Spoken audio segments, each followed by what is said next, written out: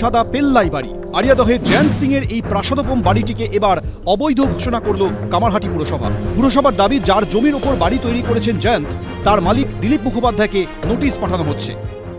আড়িয়াদহের মৌসুমী মোড়ে আমরা রয়েছি এবং আমার সামনে যে হোয়াইট হাউস দেখা যাচ্ছে, যে ছবিতে গত কয়েকদিনে সেন্সেশন পড়ে গেছে জয়ন্ত সিং এর বাড়ি, এই বাড়িটাকে অবৈধ ঘোষণা করলো কামারহাটি পুরসভা। পুরসভার তরফ থেকে যেটা বলা হচ্ছে যে বিএলআরও কাছ থেকে যে তথ্য পুরসভার আধিকারিকরা পেয়েছেন, তাতে যেটা দেখা যাচ্ছে যে 2 কাঠা জায়গার উপর এই বাড়িটা রয়েছে এবং এই জমিটা দিলীপ মুখার্জি বলে একজনের নামে রয়েছে। দিলীপ মুখার্জির নামে জমিতে কি করে জয়ন্ত সিংহ বাড়ি করছেন, এটাই পুরসভার কাছে সবচেয়ে বড় প্রশ্ন। কামারহাটি পুরসভা সূত্রে খবর, জমির মালিক দিলীপ মুখোপাধ্যায়ের কাছে জানতে চাওয়া হবে তার কাছ থেকে কি জমিটি কিনেছিলেন জয়ন্ত সিং, কিভাবে তার জমির ওপর বাড়ি তৈরি করলেন জয়ন্ত। পুরো আধিকারিকরা এটাও বলছেন যে যদি তর্কের খাতিরে ধরে নেওয়া যায় যে দিলীপ সিংহ থেকে জয়ন্ত এই জমিটা কিনে তিনি বাড়িটা করেছেন, তাহলে পুরসভার প্রশ্ন থাকবে যে জয়ন্ত কেন মিউটেশন করলেন না।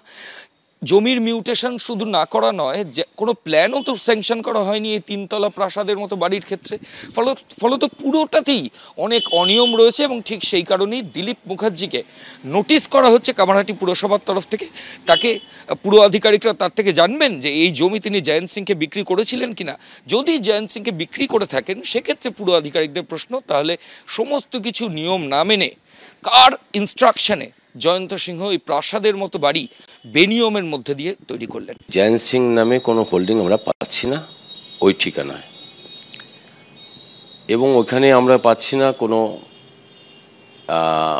প্ল্যানের খোঁজ খবর। যে জায়গায় বাড়িটি হয়েছে সেই বাড়িটিরতে আপনার মিউটেশন করা হয়েছে। সেই মিউটেশন হচ্ছে ননীগোপাল মুখার্জি, মধুসূদন মুখার্জির নামে ওই জমিটি রয়েছে। সেই জমি সে কিনেছে নাকি সেই তথ্য আমার নেই। তাদের জমি যে তাদের কাগজ দেখব। 3 তলা প্রাসাদের মতো বাড়ি মিউনিসিপ্যালিটিকে না জানিয়ে করতে পারে? একেবারেই তো নয়, তো বেআইনি বাড়ি হয়েছে।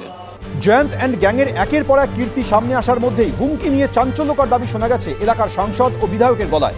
এই আবহেই এবার জয়ন্তকে জঞ্জাল বলে আক্রমণ করলেন ব্যারাকপুরের তৃণমূল সাংসদ পার্থ ভৌমিক। আমরা দায়িত্ব নিয়ে বলছি, তৃণমূল কংগ্রেস জঞ্জাল পরিষ্কার করবে। বিধায়ক বলছেন, সৌগত রায় বলছেন তাকে হুমকি দেওয়া হচ্ছে, জঞ্জাল পরিষ্কার হবে। আমি এক লাইন বলছি, আবর্জনা জঞ্জাল তৃণমূলে থাকবে না, থাকবে না, থাকবে না। বাংলায় তৃণমূল না করে একটা লোক ভ্যান রিক্সা চালাতে পারছে না, সেখানে এমপি এমএলএ প্রাণের ভয়ে পুলিশকে ফোন করছে। দুর্ভাগ্য এটা, শাসক দলের পুলিশ মন্ত্রী, মাননীয় মুখ্যমন্ত্রী, পুলিশ মন্ত্রী, তা সত্ত্বেও এমএলএ এমপিরা নিরাপত্তাহীনতাতে ভুগছে। এটা দুর্ভাগ্য বাংলার। সব মিলিয়ে আড়িয়াদহ কাণ্ডে চড়া রাজনীতির সুর। ময়ূর ঠাকুর চক্রবর্তী, সমীরণ পাল, অনির্বাণ বিশ্বাস, এবিপি আনন্দ।